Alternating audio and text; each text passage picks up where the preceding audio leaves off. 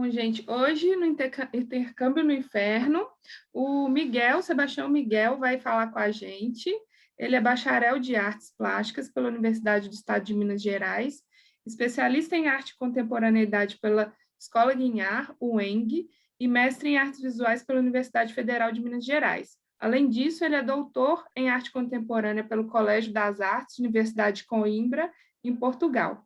Atualmente, ele é professor na Escola Guinhar, foi vice-diretor da Escola Guinhar também, tem experiência nas áreas de artes, com ênfase em pintura, desenho e fotografia, atuando principalmente nos seguintes temas: discussão sobre pintura, artes gráficas, artes visuais, literatura, cinema e novas mídias.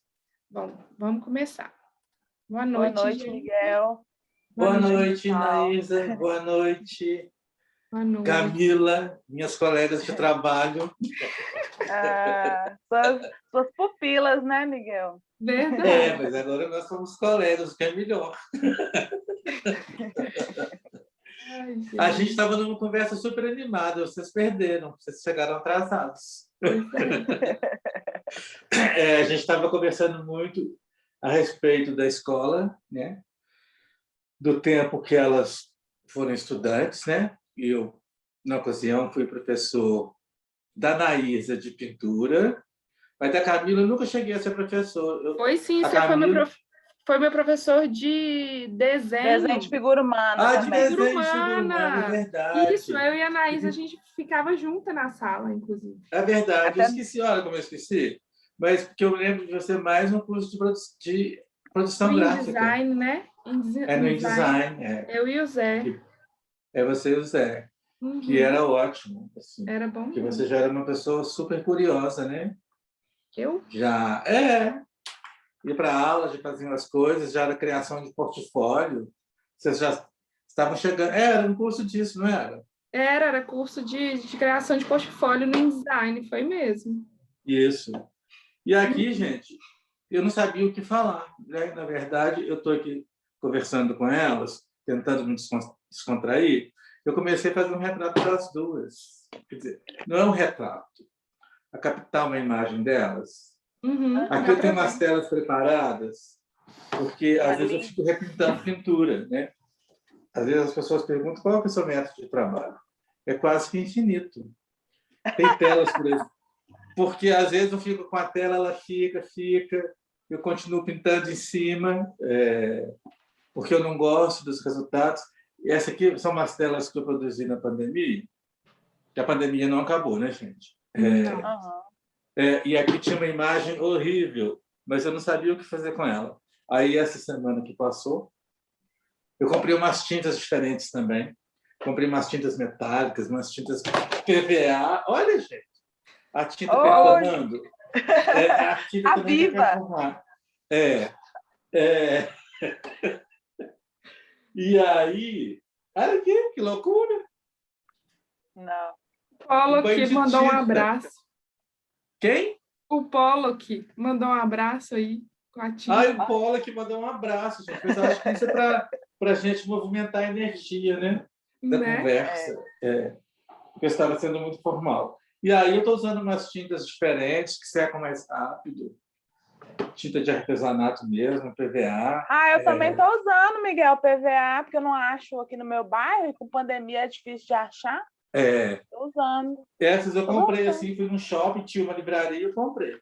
E o que acontece com a tinta, eu estou adorando, porque tem um preto super fosco, que nenhuma tinta eu vi. Né? Eu vou mostrar um trabalho que tem isso. Eu vou espalhar essa tinta aqui, tá? Tá bom. Porque senão agora essa tinta, como ela tem uma característica de ser muito fosca, ela vai tampar o fundo lindo todo que eu já fiz. Mas tudo bem. Porque não era para ser, né? Então, como é que é esse processo de trabalho? Como é que eu trabalho? É o seguinte, porque eu tenho que conciliar meu trabalho de artista com ser professor, né? Sim. Artista, professor, cuidador de casa. Eu moro com minha irmã mais velha. Eu morava com duas irmãs mais velhas. Uma faleceu tem 2 anos. Tem esse processo também da doença, que a gente quando fica em casa, a gente passa a cuidar dos parentes mais velhos, né? Verdade. E a gente tem esse processo de vida que não é ruim, porque é um processo natural, né? Eu fico em casa, nessa pandemia fiquei em casa praticamente 90%, né, desse tempo. Sempre em casa, trabalhando, lendo, produzindo. Fiz cursos online, alguns cursos. Eu tenho participado de uns cursos da Bienal, que são muito interessantes. Inclusive, hoje terei um curso. E tenho feito isso, aproveitado para estudar e conhecer coisas novas, né? Porque nesse percurso de ser artista, uma grande lição da pandemia, o cachorrinho lindo, foi que a gente precisa continuar aprendendo com isso. Embora eu seja professor, e o ano passado, né, 2020, eu tive uma turma de habilitação. Oi? Dizem que professor não para de estudar nunca, né? Não para de estudar nunca, né? Eu acho que nós artistas nunca paramos de estudar, né? Verdade. Porque o processo de trabalho está sempre exigindo da gente conhecimentos novos, né? Se nós somos pessoas que gostamos de investigar, né? Mesmo fora da academia, dentro da academia, fora da academia, a gente tem esse processo de comunicar com os outros. Isso que vocês duas estão fazendo desse ateliê no inferno, né? No intercâmbio no inferno. Mas sabe que eu achei o título lindo? Porque me lembrou muito de Rambo. A temporada no inferno, Iluminações. Foi um dos primeiros livros que eu li quando eu cheguei a Belo Horizonte. Isso tem muitos anos. Tinha uma livraria ali na Rua da Bahia, Martins Fontes. Eu não lembro como que chamava essa livraria. É na esquina da Bahia com Augusto de Lima. Tinha uma livraria super interessante ali. Para baixo tinha um antiquário. E eu entrei nessa livraria que vendia umas edições portuguesas e comprei esse livro do Rambo. Foi antes até de entrar na Escola Guinhar. E uma temporada no inferno, Iluminações. Quem sabe esse ateliê, esse intercâmbio no inferno nos traga as iluminações, né? Com Rambo. Ano que vem, né? Nas eleições. Nós precisamos cuidar muito dessas eleições, né, gente? Porque nós não podemos ficar nessa situação que nós nos encontramos, né? Eu vacinei. Eu estava contando para as meninas, eu tomei a primeira dose da vacina. Eu não sei nem quando eu vou tomar a minha. A sua foi qual? Da Pfizer? Pfizer? Eu tomei AstraZeneca. AstraZeneca. Ela dá uns efeitinhos colaterais, assim, né? Mas só de pensar que eu estou vacinado já melhora um pouco a cabeça, porque o pavor de não vacinar, né? Tem pessoas que não querem vacina, eu não entendo como que essas pessoas funcionam. Também não entendo como que as pessoas funcionam nesse sentido. Mas vamos voltar a comentar a respeito dos trabalhos. Eu produzi uma série de trabalhos da pandemia com essas tintas que eu comprei, pequenas, telas pequenas, 20 por 20. Deixa eu ver se eu mostro algumas. Tipo essa. Está dando para enxergar? Tá. Essa, eu vou pôr aqui. Esta. Aí eu misturo tinta, tem tintas metálicas, tinta acrílica. E aí, por coincidência, eu resolvi um dia, sabe, eu não estava gostando das pinturas, eu estava achando elas feinhas. Eu vou moldurar. Quem sabe eu fazendo um acabamento, né? Elas se mostram aquelas veio, né? De repente também, se eu não gostar dessa moldura, eu pinto tudo junto, né? Aquela história do processo, você continua, né? Se o resultado não está ficando bom.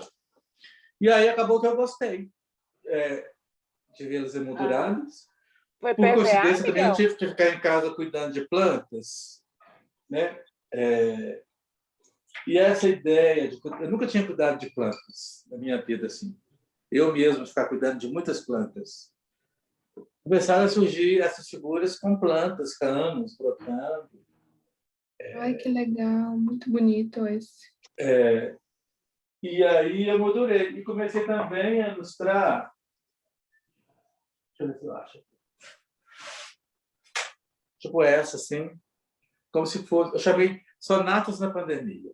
Quer dizer, tipo pequenos fragmentos do mundo sendo construídos a despeito de se isso funcionar ou não. Mas, às vezes eu desenho junto. Às vezes eu pego uma dessas canetinhas de desenhar, que você põe tinta, mas daquelas mesmo que não põe dentro, que você pega a pena e, tipo assim, eu não estou achando a peninha.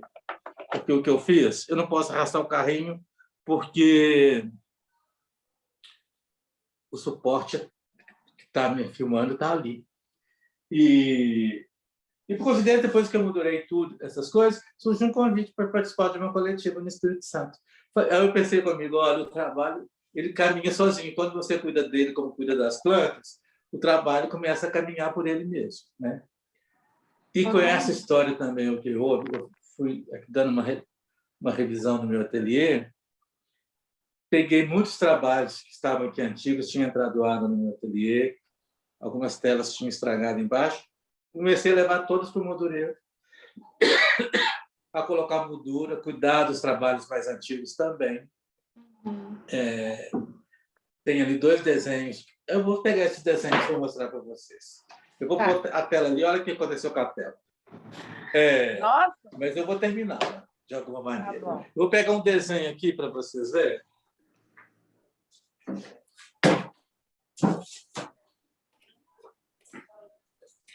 Por exemplo, esses desenhos eram uns desenhos que, quando eu estudava na Guinhá, dá para ver? Dá. Dá, sim.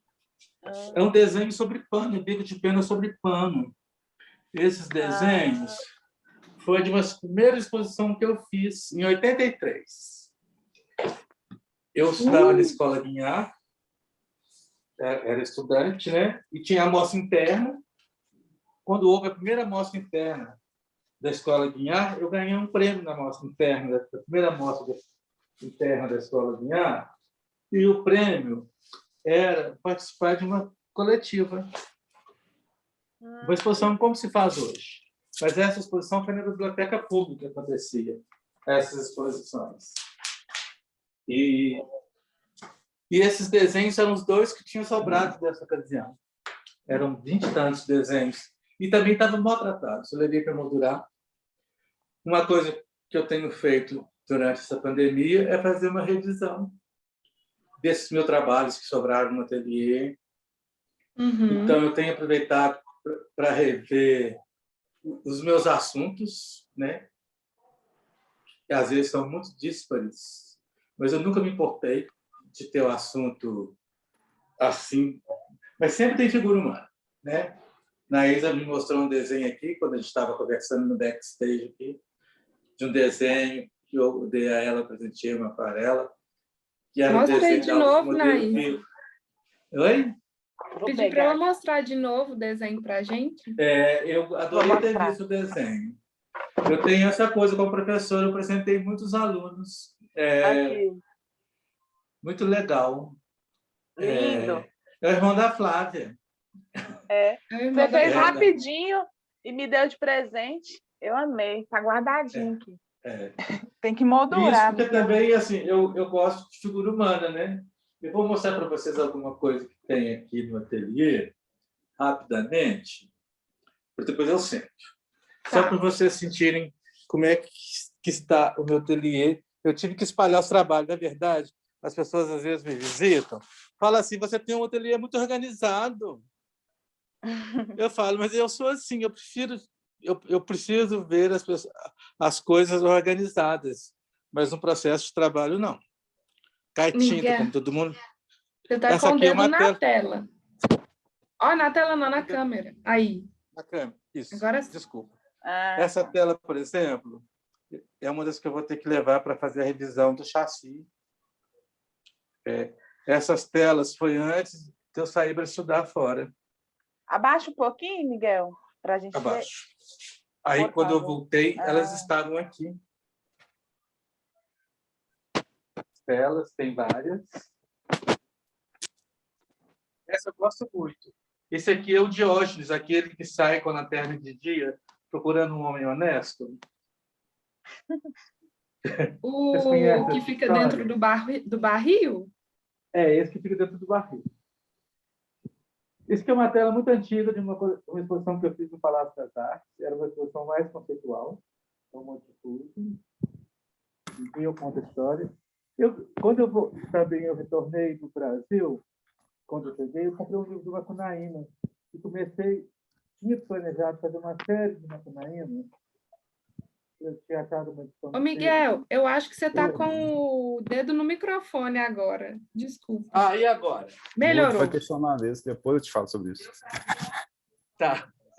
Agora pode. Mas o mais horroroso, só foi nossa! É o Macunaíma, tem essas pinturas. Esse também é o primeiro passeio de Macunaíma. Tem aqui também. Tem uma pinturinha aqui no Cavalete. Eu tenho a bicicleta para malhar na pandemia. Tem trabalho de outros artistas, vocês estão vendo? Aqui tem um trabalho de Fernando Pacheco, que está ao contrário. Tem uma pintura que eu fiz quando eu era estudante na Guiar, Uma Natureza Morta, que está escondida. Tem várias pinturas aqui. Esse é o meu ateliê, do lado de cá. Tem essa pintura, que é para minha sobrinha, tem a ver com um processo de família, ancestralidade, que tem aqui um mapeamento de DNA. Já está pronto para ir para a casa dela. E aqui, vou mostrar do outro lado. Aqui também tem um Fernando Pacheco lá atrás. Aqui tem uma encáustica. Deixa eu ver. Aqui. Está tentando ver? Vai um pouquinho para trás, dá para ver? Não consigo, porque eu estou num corredor. Ah, tá. Então, Pô, Sebastião, boa noite. Você está muito rápido. Você está mostrando muito rápido. Não corre, não. Eu vou te mostrar devagar. Eu vou caminhar devagar. Valeu, gente. Mas eu acho que a sua mão tá na câmera, Miguel. Aí, agora não. Pode, porque eu tô com tá vendo sua biblioteca. Não tem como você virar a câmera e você ficar vendo no visor o que você está mostrando, não, Miguel? Às vezes... Não tem. Tem. Aí dá para ver. Sim. Porque aí... Aí você enquadra direitinho. Isso! Aí, boa ideia. Ótimo. Agora sim. Você tá vendo que alguém tem... Aqui também na biblioteca tem uns quadros. Tem muitos quadros de alunos. Esse é do Pedro Miyamoto, que estudou na escola. Essa pintura da Michele Campos, que fez um retrato meu. Aqui é uma pintura minha mais antiga. Aqui é uma pintura minha inacabada, que nunca terminei. Um Fátima Pena. Cadê? Uma Cláudia Renault. Ali tem um Paulo Schmidt. Tem essa pintura que participou de uma coletiva na escola de professores.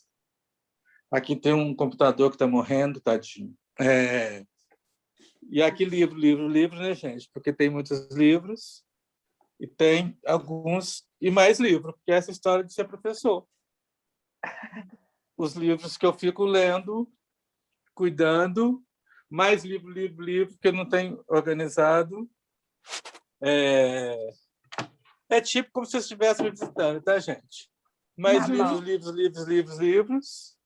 Tá vendo que tem um Zé Bento ali dentro? Dá para vê-lo?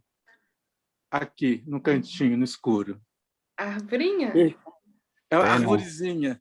Esse Zé Bento, quando eu trabalhava ali no centro, um engraxate chegou para mim e me disse: cara, você não tem uma tinta para me dar, que eu vou pintar uma arvorezinha de verde ali? Alguém tinha pegado o José Bento e colocado num passeio. E eu falei com ele assim: opa, vamos fazer o seguinte, a gente troca de alguma coisa. E aí eu comprei de engraxate esse José Bento. E ele é hiper bonitinho, era uma caixinha com essa arvorezinha dentro. Gente, desculpa, eu fiz. Vocês querem que eu faça outro tour para aquelas outras pinturas? Não, né? Bobagem. E vou ver se fica secando. Então, o processo do trabalho na pandemia é isso. Eu tenho ficado nesse espaço aqui. Lá naquele outro espaço, eu dou minhas aulas remotas, né? Quando eu vou trabalhar, principalmente com pintura 1, né? Pintura de ateliê, eu estava trabalhando aqui, às vezes para demonstrar para os alunos alguns procedimentos de pintura e tentando essa aproximação do método da pintura. Mas você sabe que a gente na escola de arte quer mesmo que as pessoas, né, se sintam muito à vontade com a própria técnica, né? Apesar de existirem técnicas, assim, cada pessoa descobre o seu próprio método de trabalho, né? Foi uma coisa que eu aprendi muito na escola quando eu fui estudante, né? Porque tinha uma metodologia assim, fazia faça. E eu achava assim, estou achando que é uma coisa muito mágica. Como faço? Eu não sei como é que faço. Mas isso me ajudou muito, porque eu não me amarro nos problemas técnicos da pintura, por exemplo, né? Eu posso desenhar na tela, como eu desenhei com o bico de pena aqui, tá vendo? Aqui tem um desenho. Eu não estou achando a canetinha que eu desenhei para mostrar, porque eu faço essa mistura. Então, eu tenho feito essas imagens. Eu acho elas, às vezes, até um pouco pueris, né? Em vista das outras pinturas que eu acho que tem mais densidade pictórica, mais tinta, quando eu pinto com óleo, porque, na verdade, eu gosto muito realmente de pintar com tinta óleo, porque ela me permite esse processo mais longo, né? Sim. Da investigação da superfície da pintura, de superpor tintas, né? Eu tenho aqui pinturas que têm 6 anos que ainda não secaram. Também, para mim, às vezes é um problema. Às vezes, quando eu limpo, tudo bem, mas quando eu não dou conta de limpar e alguém vem limpar, ele pega uma tela, põe em frente à outra, uma tela suja a outra, porque a tinta ainda está desgrudando a tela. Isso é um problema. Mas, assim, eu uso tinta óleo. Agora eu tenho feito essas aventuras com essas tintas PVA, nesses quadrinhos pequenininhos, né? O que eu achei engraçado, que na superfície menor, né, em vez de pintar com óleo, eu resolvi usar uma tinta que seca mais rápido ainda do que uma tinta acrílica, porque eu estava nessa urgência de produção de imagem e estava com uma ansiedade muito grande, não estava disposto a produzir superfícies grandes, né? Como essas pinturas aqui, por exemplo. Vou virar a câmera.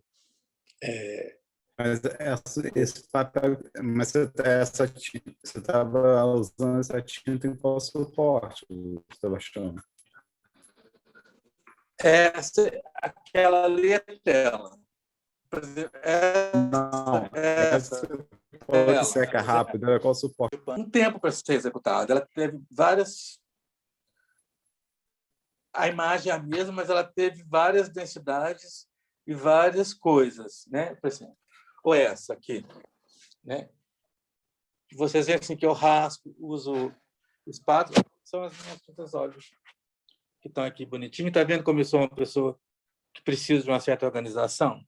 Nossa, você é muito organizado. É uma coisa absurda. Uma pessoa vê que parece que não tem ninguém que trabalha aqui. É mesmo, né? Mas está organizado. Mas quando eu pinto, eu bagunço. É uma coisa que eu sempre fiz mesmo quando eu era estudante. Quando eu era... Igual essas também. Tem uma certa... Aqui, está vendo que a tinta está descolando? Vocês estão percebendo? Sim. Porque encostou na parede, eu não sei. Mas eu estou achando que é isso mesmo. Vou deixar Ficou assim. interessante. Eu achei interessante. Vou deixar. Ficou mesmo. mesmo. Mesmo que eu tivesse intenção, eu não ia conseguir isso. Essa coisa do céu sangrando ali, né? É verdade. Aí essas pinturas, como falar de Macunaíma, eu fiz uma coisa que eu nunca tinha feito antes. durante a leitura do capítulo que eu estava projetando essa imagem, eu fui pesquisar as plantas e os animais que eram descritos, porque tem uma descrição muito clara da biologia local e das aves. E aí eu fiz uma pesquisa na internet de que aves que eram essas, que plantas que eram essas. Imprimi, mas imprimi assim, eu coloquei do lado e pintava dos vocês, né? Sem uma coisa. Aqui também, todas essas imagens de plantas eu pesquisei na internet pela descrição do autor. Agora, aqui para tinta acrílica, eu não gosto. Está vendo que tem um brilho na tela? Quando você pinta com óleo, tem esse reflexo, eu detesto. Aí, e aqui tem aquela tinta PVA, está vendo o preto profundo aqui do lado? Sim. É o preto da tinta PVA. Isso eu gostei, dessa combinação de tintas, acrílico e PVA, porque ela quebra o brilho da tinta acrílica, e esse preto super profundo eu adorei. Essa pintura tem uns escritos, está vendo? Isso aqui, porque eu fiz o meu exame de mapeamento de DNA, genealogia, no início da pandemia eu também tive isso. Eu fiquei, assim, como eu fiquei querendo um pouco saber exatamente qual que era essa genealogia. Aqui também tem outras pinturas que estão embaladas, uma outra ali atrás. E tem muitas pinturas enroladas aqui. Tá vendo? Mas olha aqui como é que eu sou organizadinha. Até as tesouras estão penduradinhas. É uma coisa um pouco absurda. Mas quando eu estou trabalhando, eu bagunço. Mas imediatamente depois que eu produzir, eu faço uma limpeza. Eu lavo todos os pincéis. Porque eu também detesto chegar e achar o pincel sujo. Aí lavo aquela coisa. Os pincéis estão bem gastos, tá vendo? E eu adoro os pincéis velhinhos. Esse aqui está um pouco durinho. E gosto de uma coisa que eu gosto também, de usar espátulas. Porque às vezes eu encho de tinta e depois eu raspo. Eu falo, gente, estou jogando dinheiro fora, porque eu gosto de tinta cara quando eu pinto com óleo. Mas eu falo, mas isso está no valor do trabalho. Essa tinta cara que eu pus, eu ranquei, faz parte do trabalho. Assim. Não preocupa com isso, não pensa no dinheiro. Não pensa no dinheiro, se você pensar no dinheiro, você não pinta. Porque a gente sabe, né, Camila, que pinta na Índia, há tintas muito caras. Sim, nossa. Tinta da ainda óleo, mais o né? dólar que subiu agora. Tá o dólar subiu, as tintas ficaram assim lá nessa estratosfera. Aí, também, no início da pandemia, eu estive lá naquela lojinha da Guian e comprei essas tintas acrílicas, gente, que são ótimas, assim, mas dá aquele brilho horrível e não gosto da superfície. Né? Você não consegue tirar esse brilho com verniz fosco? Não, com solvente? Não, porque a tinta acrílica ela é dissolvida com água. É verdade. Sabe o que eu o que eu consegui quebrar o brilho da tinta acrílica foi usando a tinta PVA. Mas eu consegui fazer matéria parecida com óleo na acrílica, porque eu já fiz isso antigamente. Eu usava umas tintas acrílicas, eu não pintei sempre com óleo. E conseguia com algumas tintas acrílicas, mas eram aquelas tintas acrílicas importadas. Amsterdã. Ela deu uma matéria, isso há muitos anos, eu ainda era estudante, eu consegui uma densidade de pintura, por exemplo, nessa pintura eu consegui, tem tinta acrílica, tinta PVA, e eu consegui uma densidade parecida com a matéria da tinta a óleo, mas ainda tem brilho, tá vendo? Uhum. Eu gastei aqui um tubo de spray fosco. Não adianta. Mas tudo bem, cada material tem a sua natureza. E se você Eu não sei quem que me falou, Miguel, que se colocar a tinta guache branca misturada, sim, né? Tira o brilho. Por isso que estou usando a tinta PVA, porque essa tinta ela é tipo um gesso. Ela puxa realmente. Sebastião, Miguel, Oi. Olha só, eu fiz uma experiência aqui, você está falando sobre brilho, né? Eu fiz uma experiência, eu comprei a lona, estiquei ela, e trabalhei o acrílico direto nela. Sim. E ela não deu brilho.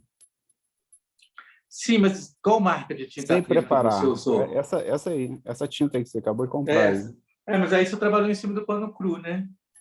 Aí eu não deu brilho. Mas você conseguiu uma matéria de pintura, de tinta? Sim. Porque essa tinta, ela depois que ela seca, eu senti que ela baixa. Ela faz assim, ela Entendi. desce. Mas aí quando você começa com mais camadas, né, você vai... Mas aí você vai gastar muito. Porque você consegue camadas de tinta, por exemplo, com tinta óleo, você consegue uma camada de tinta com uma certa matéria, às vezes você nem precisa usar muito tinta óleo. Assim. Uhum. Você arrastou o pincel e aquela pincelada permaneceu. Eu gosto muito dessa ideia. Há pessoas que não gostam da pincelada aparecendo. Né?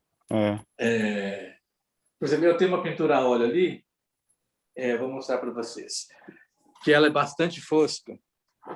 Essa pintura, sabe a exposição do Klee? Sim. A última exposição que eu visitei. Tinha aquele anjo do Klee? Sim. Que tem um texto do Benjamin. Uhum. Gente, eu literalmente peguei a imagem e fiz essa pintura com tinta óleo. Eu nunca entendi porque eu fiz essa pintura, bastante diferente dessas pinturas que eu estava fazendo. E eu consegui uma matéria bastante fosca com tinta óleo. Porque com a tinta óleo eu já tenho... Né? Eu coloco um gel, eu coloco vernizes na tinta, resinas, e vou conseguindo matérias, né? Coloco cera. Deixa eu ver se eu mostro para vocês aqui. Se eu tenho a cera. Aqui, resina de damar. Eu tenho todas aquelas fórmulas que aquelas pessoas que adoram a cozinha da pintura gostam. Eu faço. Eu tenho cera derretida com televentina, tipo isso aqui, por exemplo. Eu faço aquela solução de cera de abelha treventina, às vezes faço uma pasta. É tipo liquim, sabe o liquim? Que é super claro. Esse é um liquim que eu fiz, tá vendo? Eu mesmo preparei. Mas como eu não estou trabalhando com tinta óleo, não sei por quê, por causa do cheiro, tem um problema de idade que a gente começa a ter alergia, sabe? Lançar o remédio agora bom para alergia. Aí eu fico cheio de alergia. Mas não é por isso, porque eu estava querendo experimentar, por exemplo... aqui, tá vendo? Por exemplo, está quase seco. Deu um brilho, né? Essa tinta PV é bastante fosca. Embaixo tem a tinta acrílica. Quando eu faço assim, vocês percebem a diferença da superfície. Mas qual que é o interesse disso para a pintura? Não, gente, isso é para cada pessoa. Isso sou eu achando que isso é um problema, porque isso não é um problema. Eu estava aqui preocupado com isso. Não, isso não é um problema da pintura brilhar ou não brilhar. Isso é um problema para mim. Vocês estão vendo assim? É a questão do ponto de vista do artista. Daquilo que ele quer como resultado na pintura pictórica. Assim. Eu fico pensando muito nisso. Né? E eu sou uma pessoa também que gosta muito de ler teoria.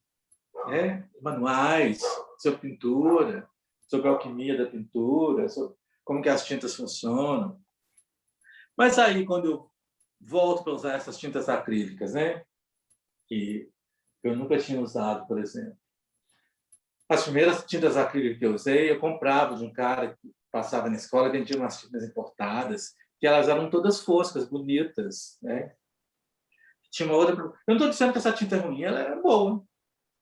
Mas, aqui, e se você fizer a própria tinta, você consegue eliminar o fosco? Não, aí eu quero, porque quando você for... Eu vou precisar pagar uma pessoa para ficar produzindo, igual antigamente.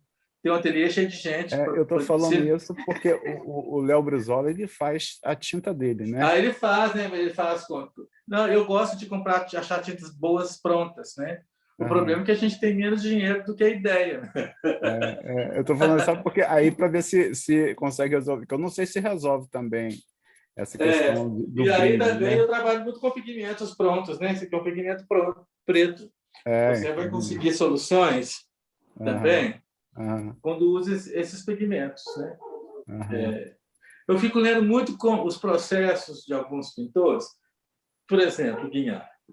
Eu sei que às vezes Guignard começava a tela com uma aguada de têmperas, para depois fazer uma pintura a óleo por cima, né?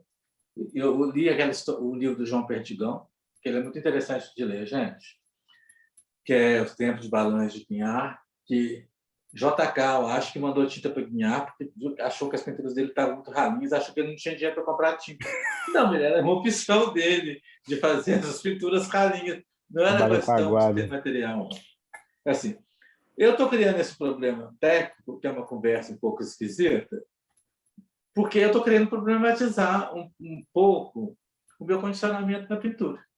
Eu acho que eu estou nessa conversa toda para dizer que eu mesmo estou tentando quebrar o meu condicionamento dentro da pintura, tentando achar uma nova metodologia nessa produção de imagem com a pintura, né?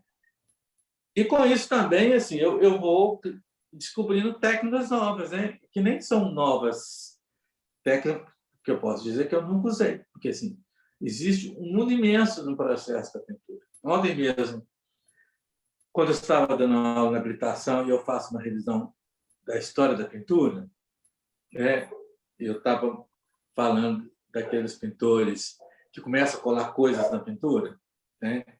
Tipo Rauschenberg, que é um processo assim, de não estar satisfeito com aquela superfície e quer que aquela superfície comece a ter um diálogo com você a partir de uma outra materialidade. Eu acho que a questão é essa, né? Aqui já não estou numa questão muito crítica, nem numa questão muito conceitual. Eu estou problematizando, eu comigo mesmo, o problema da minha superfície de pintura com as tintas que no momento eu tenho, né? Porque assim, se eu juntar um pouco de dinheiro, eu vou lá e eu compro uma tinta importada, ó, maravilhosa, né? Mas aí parece que eu estou querendo saber o que pode acontecer. Advém daí que eu falo dessa metodologia de sair um pouco do condicionamento, né? O que seria esse condicionamento? Seria tipo a inércia, né? A inércia no processo do trabalho, da criação, né? Vamos falar um conceito mais amplo disso, seria aquilo que é o próprio condicionamento. Uma pessoa que está na inércia, ela está presa dentro de condicionamento, sem buscar novos. Mas isso também, se você quiser também ficar num caminho a vida inteira, isso também não é um problema, né? Como sempre quando fala sobre um caminho a vida inteira, eu lembro do Morandi, das garrafas. Sim, mas porque ali também é sempre outra garrafa, né, gente? Que é a história que a gente... Quem disse, qual filósofo disse, né? Não sei se é Platão, que a gente nunca atravessa o mesmo rio, porque as águas são outras. É porque os acontecimentos, o olhar dele do mundo e a revisão que a gente faz das coisas vai ser sempre outra, né? Eu posso estar criando um problema que não é um problema, porque eu posso usar a tinta óleo a vida inteira. Existe ainda a tinta águia? Eu sei que existe a gato preto. A águia eu não tenho visto muito, não. Menina, eu fiquei preocupado com a tinta águia. Eu lembro assim, que as primeiras tubos de tinta que eu comprava, da tinta águia, eram uns tubinhos assim, você lembra? E depois, com o tempo, eu já cheguei a ter uns tubos de tinta óleo assim, grandes. Desse tamanho? Já. Eu tenho um aqui, que eu amo esse livro. Caríssimo. 1 litro? Eu tinha uma coleção dessas tintas. Mas eu 1 gastei litro? todas. 1 litro? Porque eu adorava pegar um tubão daquele e fazer assim na tela. Isso é a questão de quando a gente pode e não pode, né, gente? Isso é outra conversa, né? Então, porque essa tinta ela é muito cara. Eu nem olhei na internet quanto custa uma tinta dessa. Essa aqui, Como ó. é que é? É águia? Ah, essa? Não, tem maior do que essa. Tem? Essa para mim era gigantesca. Tem tamanho desse aqui, ó. 15 centímetros. Tamanho desse vidro. E tem latas de tinta, tipo isso, a óleo. Latinhas assim. Que a gente, Nossa, lá em São agora Paulo, tem... naquelas lojas deve ter. Eu nunca vi por aqui. Tem um pessoal que está fazendo tinta agora, chama Jules. Sim, muito legal. Eles usam pigmentos muito puros, né? Como que chama? Tem um nome. Juju? Jules and Jules, alguma coisa assim. É coisa, Juju. Mas é Tô o quê? louco pra comprar essa tinta. É aqui Tem em uns Belo pigmentos Horizonte? maravilhosos. Oi? É aqui no É Brasil. aqui em Belo Horizonte, Camilo? Ah? É no Brasil. Brasil. É um artista paulista. Ah, é? É São Está Paulo. fabricando. Eu pus aqui no chat. Ah, beleza, vou olhar. Aqui, quem sabe disso é o Rodrigo Castilho. Se ele tivesse aí, ele nos disse. Eles têm um site aqui no Instagram. Ju. Eles mostram todo o processo de fazer a tinta, Mostra. os pigmentos, é muito legal. Bacana. Juju. Juju. Achei Juju. É Jules e Jules. Parece Juju. É isso? É Jules e Jules. Eu pus aqui no Jules chat. e Julie? Eu acho que é francês, parece francês, não é? Será? Não, é um artista de São Paulo que está fabricando essas tintas. Eu estou aqui procurando, mas não vou achar no Instagram, não. A gente está nas telas, né, gente? Nem conversando ao vivo uma conversa. A gente larga o telefone para olhar o Instagram. Olha que absurdo. É Jute.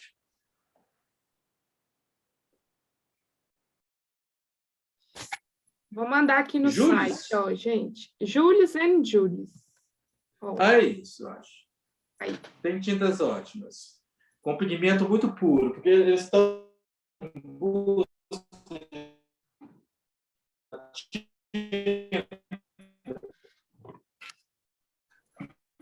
que o pigmento dessa tinta é bastante tipo maravilhosa. Como essas tintas mesmo antigas, né? Deixa eu ver se eu tenho tubão de tinta aqui. Eu ainda não tenho mais. Ah, tem aqui ainda, ó. Vou te mostrar. Eu tenho um exemplar aqui, ó. Olha. Cadê? Pois é, igual o É meu. grande, hein?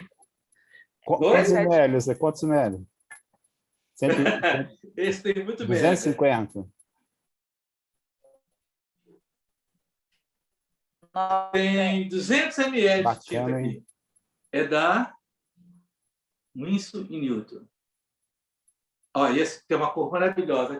Muitas dessas pinturas que vocês viram, vermelho, são pintadas com esse pigmento aqui. Ó. Olha só. É lindo. Eu tenho essa coisa de gostar. Gente, vocês querem fazer alguma pergunta? Em vez de eu ficar nessa conversa maluca? Tá boa a conversa. Tá ótimo. É conversa de ateliê, gente. Mas isso aí que é bom. Né? Só faltou aqui uma bebida, um café. Sim. É verdade. Pôr uma mesa. Eu podia ter feito isso. Esqueci. Você tem que fazer isso, convidar a gente. Essa exposição que você vai fazer com esses trabalhos da pandemia, são quantas telas, Miguel? Você falou Lá que eu mandei telinhas 2 telas pequenas, que é uma coletiva, são vários artistas. E possivelmente, talvez eu faça uma individual, mas não me deu garantia o galerista. Né? Eu tenho uma coisa, assim, toda vez que eu fiz exposição, eu vendi. Eu acho isso tão maluco. O que ficou aqui no ateliê é só o que sobraram, e o que tem são aquelas que eu não mostraram depois desse período sem fazer exposição mesmo, individual. Assim, toda vez que eu fiz individuais, né, esses trabalhos foram vendidos. Eu tenho aqui trabalhos também daquela série que eu fiz no mestrado, né? Falava sobre AIDS, que é uma série mais erótica. Eu lembro desse trabalho. Esses trabalhos eu não tenho, olha que louco. Vendeu tudo.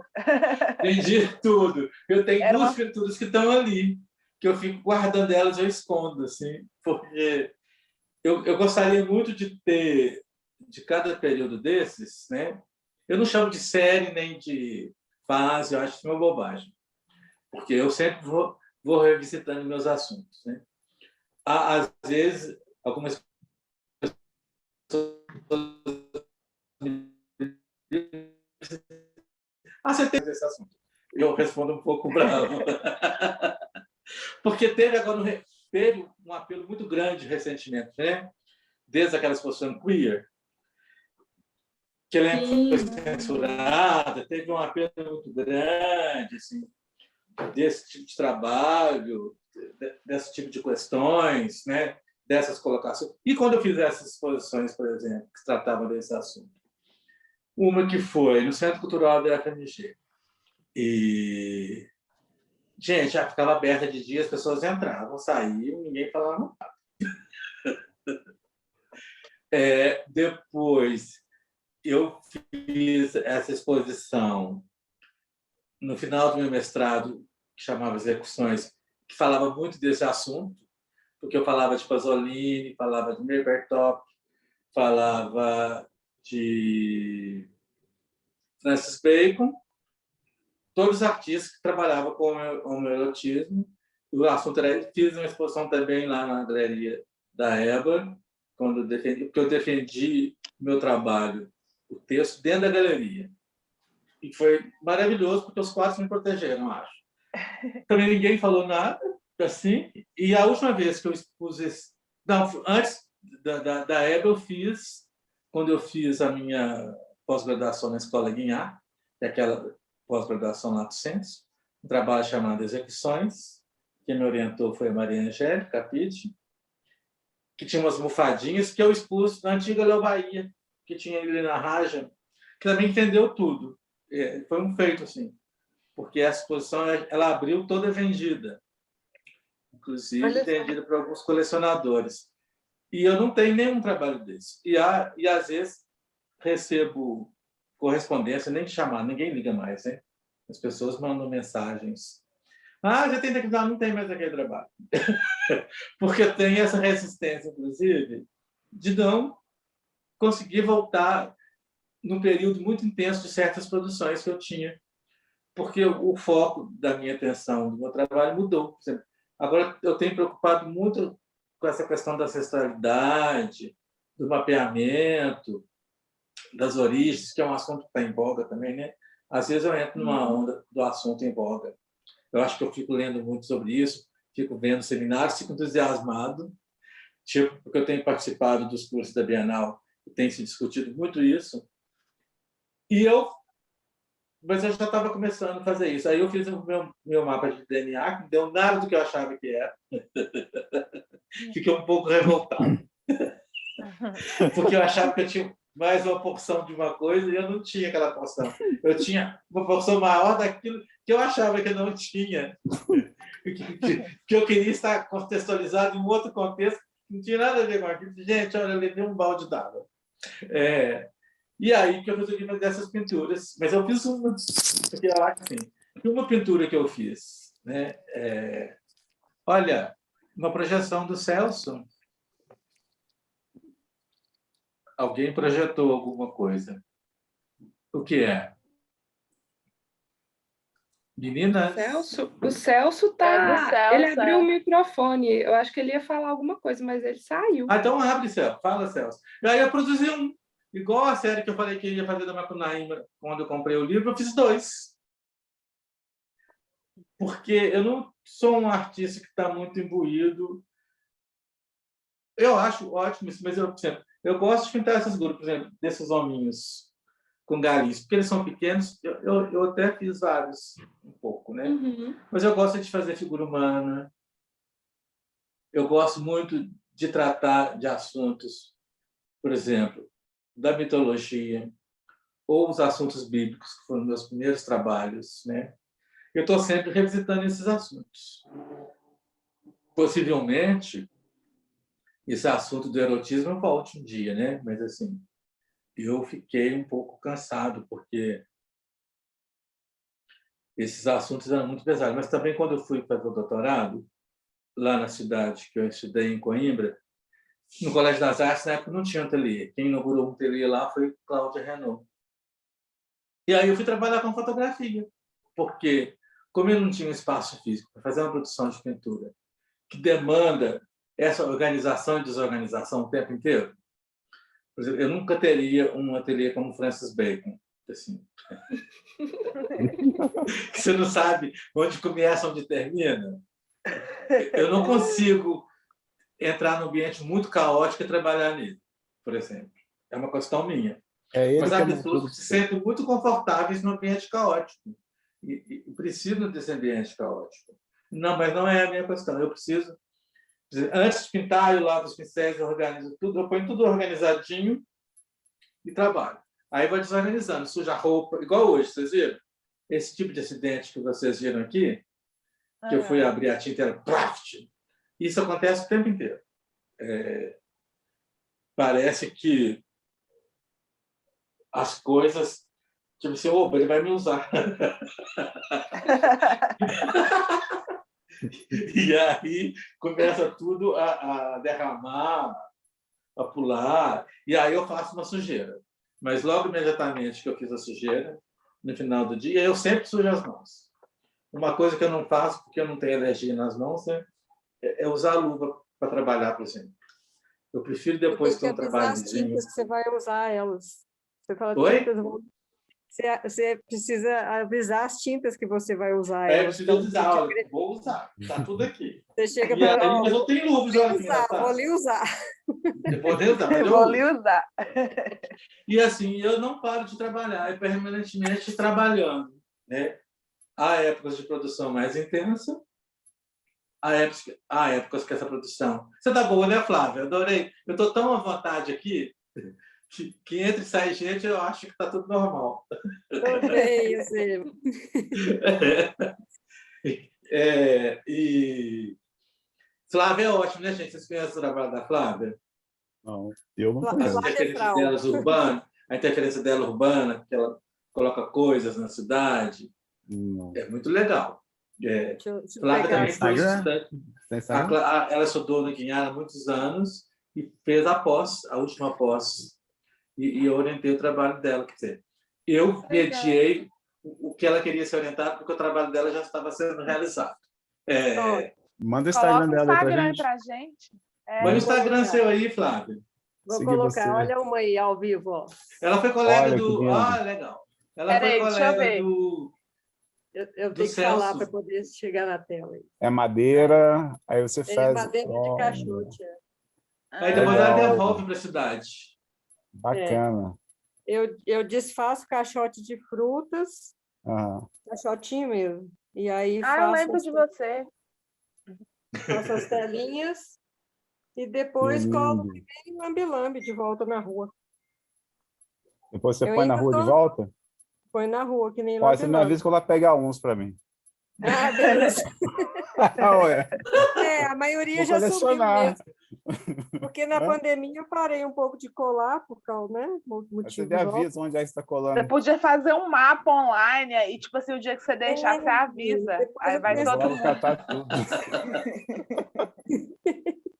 Aí a Eu gente vai posso lá fazer buscar. onde que já teve, porque a maioria sumiu. Teve um caso legal que eu coloquei aqui num bar, aqui debaixo, na rua de baixo, e aí tem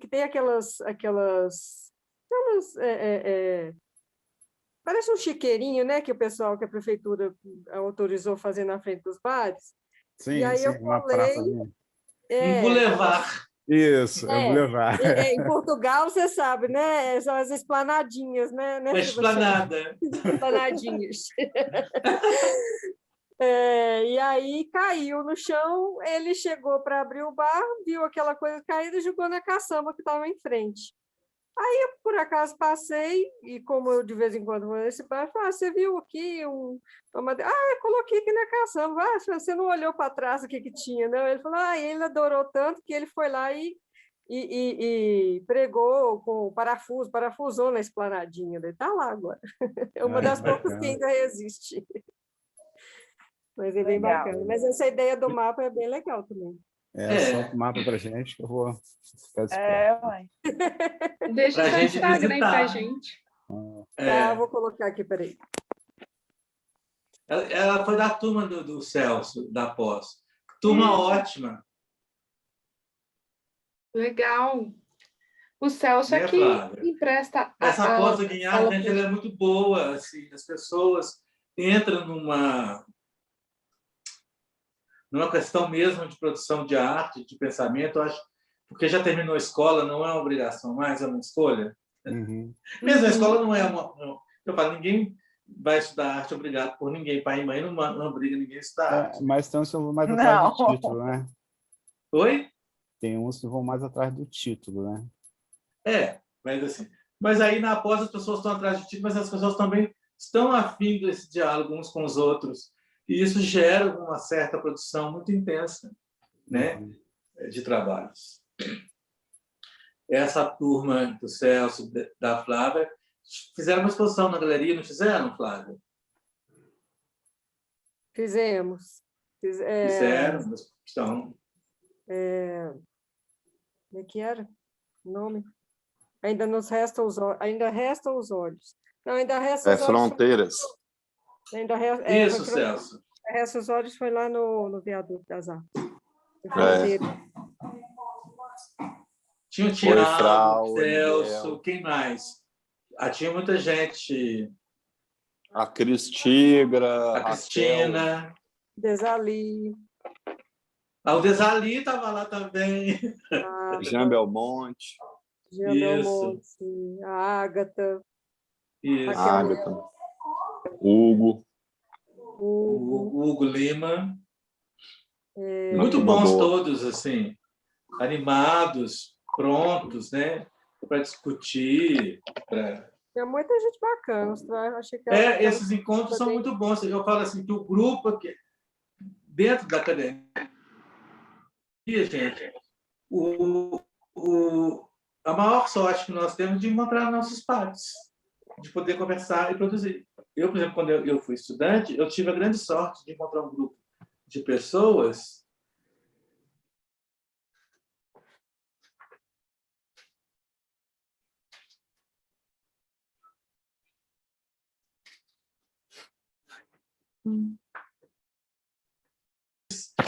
tem essa interlocução, né? Tem essa história do artista solitário, ok, mas assim, mesmo um artista solitário, eu acho que necessita desse diálogo com os outros artistas para alimentar o trabalho. É um retroalimento, né, gente? Porque são pessoas diferentes e essas diferenças é que faz, acredito, essas questões individuais crescerem, né? Eu posso estar falando bobagem, não sei, mas eu acredito um pouco nisso, né? Eu acredito muito nisso. Como a turma da Anaísa também, né, Anaísa? Era uma turma bastante interativa, eu lembro de você, da Lourinha, assim como ela chama? Dani? Não. A Dani. A Dani está na Selma, né? Está na Selma, na Manu. Pessoas muito curiosas, interessadas em arte. Isso, para mim, para as pessoas que estão ministrando aulas, somos nós os professores, né? O grande lance de uma escola de arte que todo mundo é artista, né, gente? E é uma conversa assim de um artista com outro. Alguns estão lá sentados e outros já têm um percurso, mas assim é necessário que tenha essa troca, porque senão não funciona. Eu não acredito em imposições no ensino de arte, não. Eu não acredito mesmo. Eu acredito que precisa ter essa como é que chama? Eu falei? Troca. Eu vou ver se eu faço mais na isso aqui. Depois eu tenho que terminar a pintura. E quem é que vai ficar com a pintura? A gente faz outro. Quê? E aí vai partir no meio. Vai dar ter que dar para a aluna mais pode. dedicada. É melhor você vender, Miguel. Não, bobo, eu não vendo assim tanto, não. Assim, por incrível que pareça, eu sou uma pessoa apegada ao trabalho. A gente faz guarda compartilhada, né, Camila? Pode. Você pode fazer guarda compartilhada.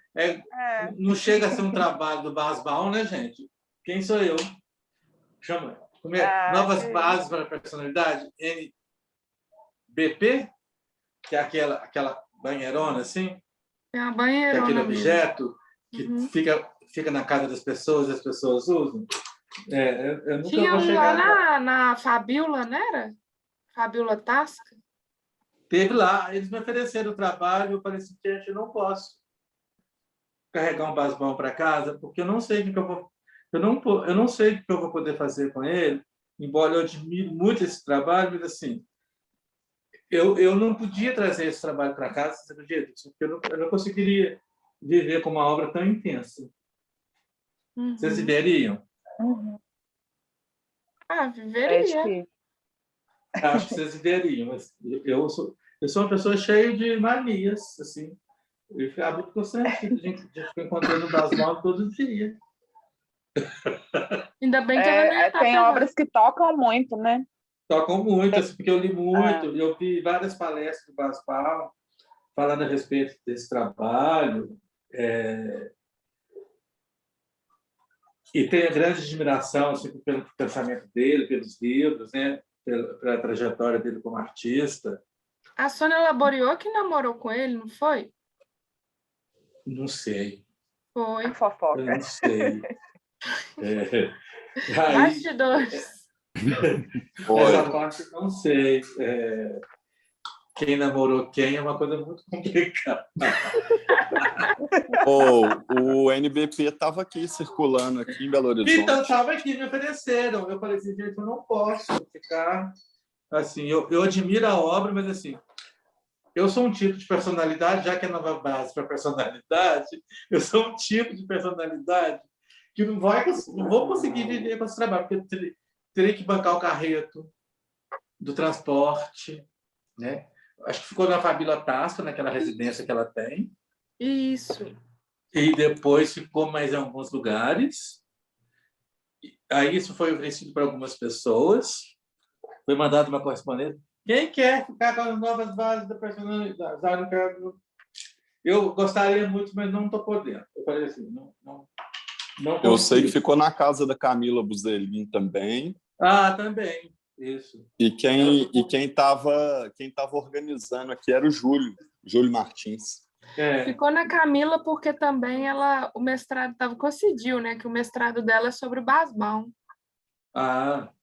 Eu lembro que ofereceram, assim, eu li e falei assim, não, gente, me deu aquela coceira, assim, não posso ficar com o Basbal, porque eu não saberia lidar, porque eu sou um outro tipo de... Como mesmo tem um texto do Basbal, né, do artista, etc., eu sou um artista muito etc., não... porque assim, eu sou mais um artista professor mesmo. Assim. Eu estou muito preocupado com as questões do ensino, né? Já tive inserções no mercado da arte, mas não é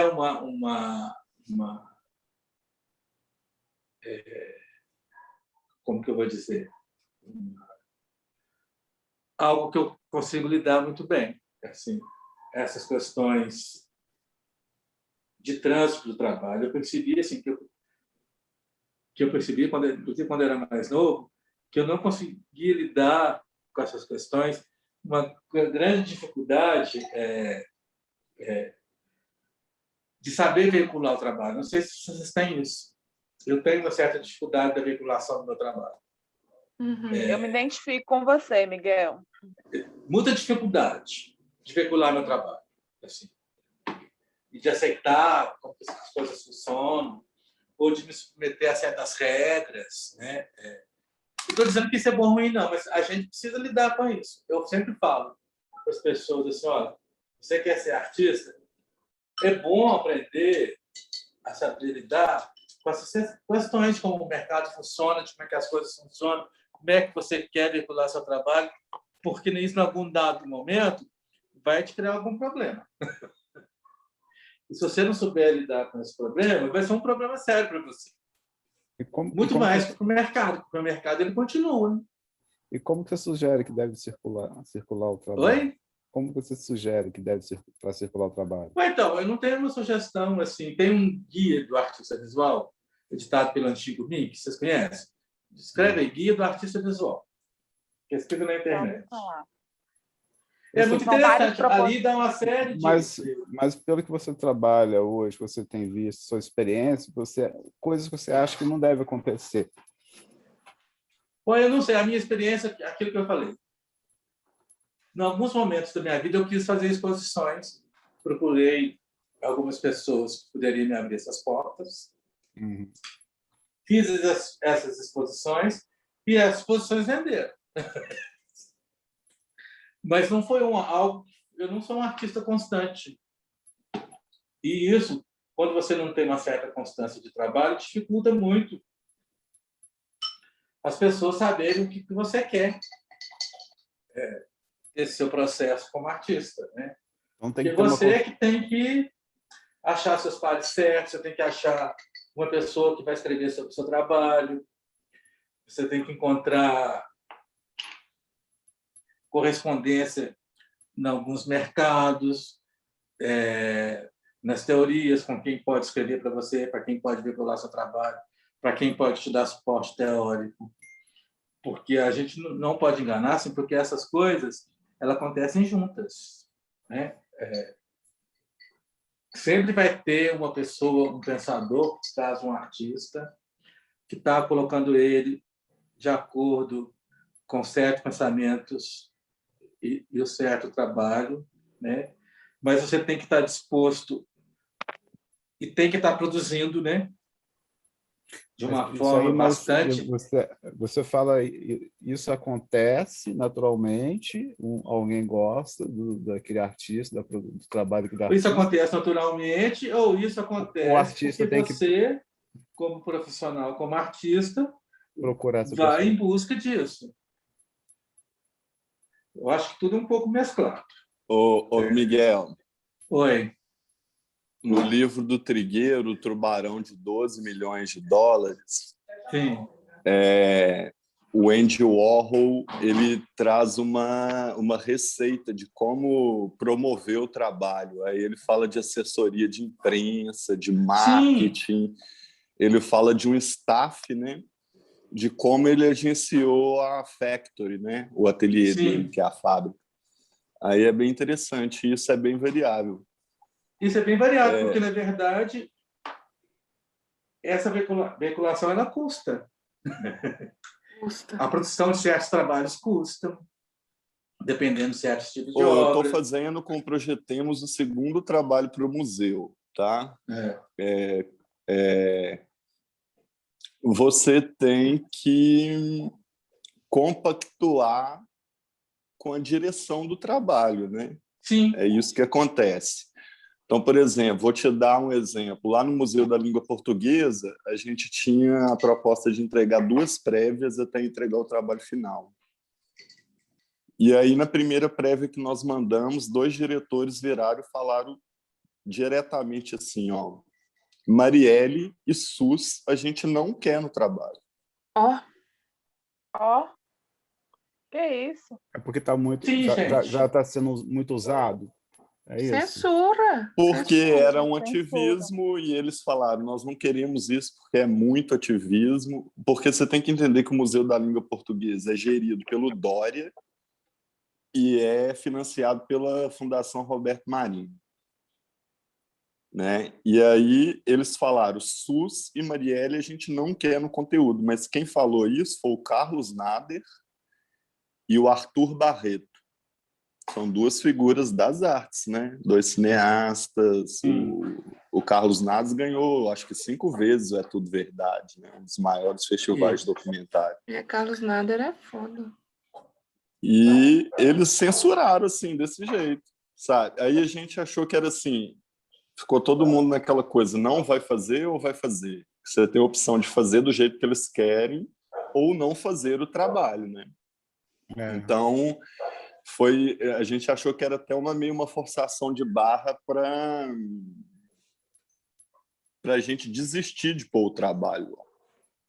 Você acredita? Mas vocês puseram o trabalho.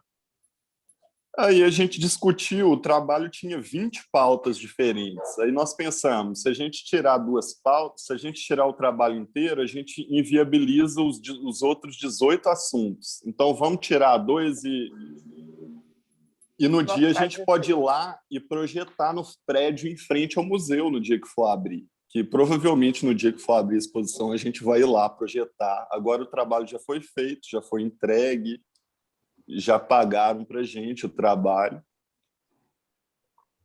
No Museu de Arte Contemporânea foi a mesma coisa. Eles chamam a gente para fazer, né? Projetemos, eu falo assim, mas nós não queremos nada de ativismo. Existe isso, porque às vezes muitos desses lugares visíveis, de maior visibilidade, que são lugares públicos, e por trás dele tem questões políticas e governos. Né? Tem essa discussão, né? Está no livro do João Perdigão, do Portinari ter sido, num certo momento, banido, porque durante muito tempo ele trabalhou para o governo, para aquele governo do Vargas, né? Vargas. E um certo período, tipo assim, é o apagamento, como é que chama hoje essa coisa? O cancelamento de Portinari, uma certa classe artística, porque em determinado ponto da vida dele, ele estava ligado. Mas, gente, se ele também não tivesse... Ele não teria feito as grandes obras que ele fez, os murais, porque ele teria que fazer assuntos disponíveis, né? Isso também no livro do João Perdigão tem uma capela que o Guinhar fez. Esqueci o nome, de uma santa lá no Rio, num lugar lá, uma primeira-dama encomendou. E o bispo lá censurou as obras, foi visitar antes a Via Sacra que o Guinhar pintou e falou assim, olha, mas essa cena não pode. Porque tem isso, aquilo. Quem lê o livro vai saber, mas é isso. Mas assim, mas também se você faz o trabalho em um determinado ponto da sua vida, você consegue uma independência, em algum dado momento você vai fazer o que você quer. Né? Eu, assim, dinheiro, quando eu fiz aqueles trabalhos considerados pornográficos ou eróticos, demasiadamente eróticos, eu tinha um trabalho que eu tinha uma certa remuneração, outros trabalhos que eu fazia com produção gráfica, eu me bancava para poder produzir o trabalho. Né? E é isso, em algum momento você vai ter que financiar o próprio trabalho. Tem o caso do Diego Rivera também, no painel do Rockefeller Center, né? Que ele botou o Rockefeller no inferno junto com botou os comunistas tudo do lado de Cristo. E botou o Rockefeller e os capitalistas tudo no inferno, tá? E o Rockefeller chegou e mandou isso aqui, você pode apagar, pode me pôr do lado de lá. O Rockefeller chegou lá e começou a mandar na pintura, e o Rivera só assim, beleza. Ele terminou de pintar e largou a pintura lá do jeito que ele fez. Não quis nem saber.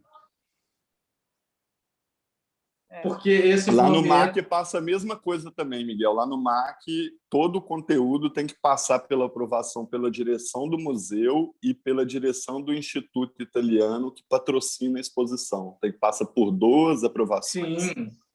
Claro, gente. Essas grandes exposições patrocinadas, a não ser que tenha uma curadoria que já bancou algumas ideias antes, vai ser um pouco assim, né? Essa questão do mercado da arte. Gente, eu estou aqui a vestir mais a pintura. Tá indo. Nossa, que lindo. Está escorrendo. Tá linda. Está escorrendo? Tá. Não, tá. Vai escorrer um pouco mesmo. Mas tá bonito, sim. Aqui a Camila escorreu. Coitada da Camila. Tô derretendo. Qual que é essa pintura aí? Você vai doar gente, vamos finalizar? Vamos, é isso que eu pensei. A gente passou uns 20 e pouquinhos minutos, aí quem quiser, se você quiser falar mais alguma coisa, Miguel? Não, gente, eu agradeço muito a oportunidade de conversar assim tão livremente. Estou adorando conversar livremente. Eu me senti muito à vontade, Camila e Naísa. Que legal. Não parece que eu estou numa conversa pública, Adorei isso. Obrigada a você, Adorei ter essa Miguel. conversa particular aqui. Eu espero que eu tenha falado um pouco sobre o meu processo, porque não dá para falar do processo no encontro, porque, inclusive, as questões do próprio processo mudam, né? Eu sou muito mutante, igual a música da Rita Lee. E é isso. Muito obrigado, rever Nairza, rever Camila, rever Celso, rever... Como eles chamam que está com o microfone? Valmir. Valmir. Gente, o Valmir foi em todas as bancas da escola, ele é estudante da escola agora, e ele é uma pessoa constante, interessadíssimo, participando. Ele está aí ainda? Estou aqui. Muito bom a presença do Valmir, muito interessado. Obrigado. Miguel. Oi. Muito obrigada a você por mostrar um pouco dos trabalhos que você tem no ateliê, os assuntos que você falou que às vezes você revisita e a técnica muda e você experimenta. Eu gostei demais mesmo e estou com saudade, viu? Tá bom, gente. Olha, eu gosto muito de vocês todos. E toda essa rede que faz a gente continuar, porque a gente está vivo. Exatamente. Tá bem? Gente, pode falar, a Frau levantou a mão aqui. Eu só queria saber, porque eu fiquei sabendo desse bate-papo pelo Celso, que ele passou para a gente pelo WhatsApp. Vocês têm feito sempre esses bate-papos? Eu achei muito bacana, gostaria... no Instagram, vocês... Sim, a gente faz toda semana, a gente combina com o artista, e aí a gente faz esse bate-papo mais livre mesmo, toda semana, geralmente é terça ou quinta, mas aí a gente vê a agenda do artista e combina. E a gente tem um grupo no WhatsApp, se você quiser passar para a gente, o Celso pode passar o WhatsApp da Frau para a gente coloca nesse grupo. Adiciona ela lá. Você vai contar? Legal. Mas esse grupo é um grupo de estudo? O que é? Beleza. Obrigada, Celso. É um grupo o grupo do ateliê. Isso, do ateliê. Se você quiser, a gente pode pôr você também lá. Eu quero. Tá, deixa o telefone aqui pra gente. Ô Miguel, muito bom. Ou me seguir no Instagram também. Obrigado, Celso. Vou participar daquele projeto seu, hein? Muito bom te ver. Eu fiz pintura com o Miguel, tive prazer de fazer pintura com o Miguel na graduação e também estudando na pós. E também fui na banca de pós do Miguel com a Pete e com a Laura Belém. Lembro demais da banca, assisti a banca, foi ótima. E chamei o Miguel para participar também agora de uma ação lá no museu, e também vou chamar vocês aos poucos. Eu chamei o Miguel, foi o primeiro convidado, porque, inclusive, essa ação partiu de uma atividade que ele deu dentro da sala de aula, e aí eu apropriei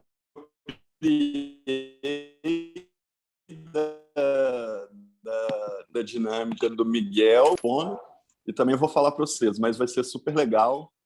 E adorei ver as pinturas, Miguel. As pinturas novas estão lindas. Eu tenho visto no Instagram, de vez em quando, as fotos também. Obrigado. Mas acho que não tem nada de...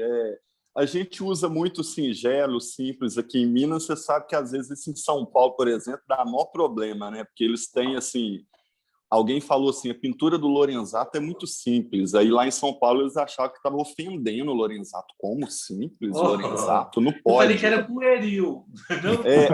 A gente aqui mineiro, a gente tem essa coisa do pueril, do singelo, do simples, que muitas vezes não é entendido em outros lugares. Mas acho que as pinturas, elas não são pueris. Eu acho elas... tem um simbolismo forte, e a coisa das plantas que você traz também, que é uma coisa que a gente está precisando mais, né? Até falar das plantas, das árvores, nesse capitalismo destruidor que a gente vive, né? E dessa falta de contato que a gente tem com a natureza, né, Miguel? Então, obrigado Naírza também, Camila e todo mundo que Eu está que aí. agradeço, foi ótimo, Miguel, muito obrigada, e a todos. Obrigado, Camila. Obrigado, Naísa. Obrigado, Celso. Obrigado a todos. Obrigada. Até Um breve. beijo. Até a próxima. Até Obrigado, breve. Beijo. pessoal. Até. Muito bom. Tchau, Tchau, gente. gente. Obrigada. Tchau, tchau. Tchau.